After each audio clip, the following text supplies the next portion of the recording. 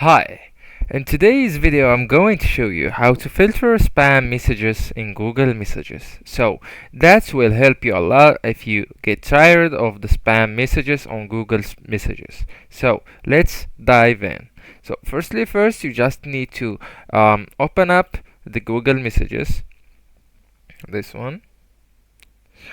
Alright, so once you get in, you just need this is the main board. So once you get in, you just need to go to the top right corner and tap on your picture profile of your email or Gmail. Next, I want you to go to message settings, tap on it. Yeah,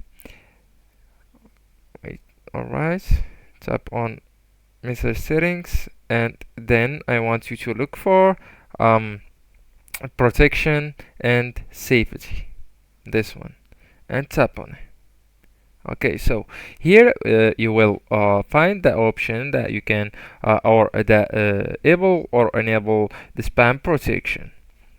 So once you turn it on, you enable the spam protection, and when you tap on off, I mean when you tap again, you will disable the spam protection. So what I want you to do is to enable the spam protection, and then yeah, that's it.